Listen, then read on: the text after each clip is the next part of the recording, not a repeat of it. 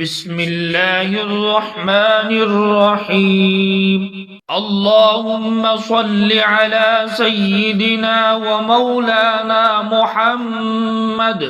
محمد صاحب التاج والمعراج والبراق والعلم، دافع البلاء والوباء والقحط والمرض والألم.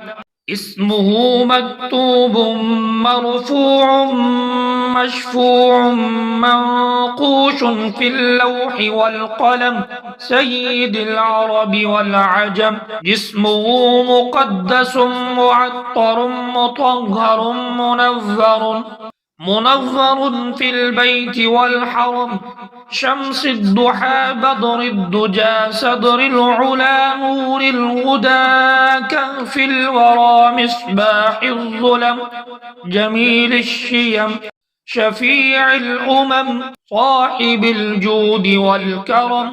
والله عاصمه وجبريل خادمه، والبراق مركبه والمعراج سفر، وسدرة المنتهى مقامه، وقاب قوسين مطلوبه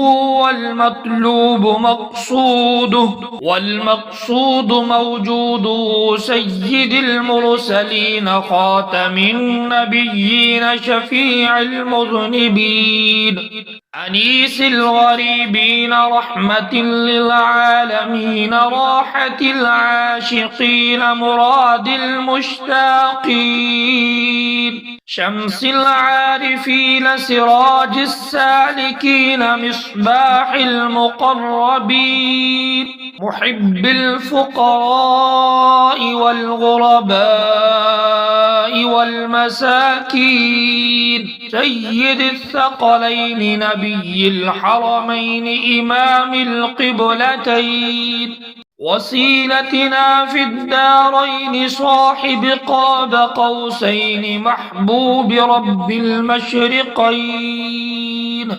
ورب المغربين، جد الحسن والحسين، مولانا ومولى الثقلين أبي القاسم محمد بن عبد الله، نور من نور الله.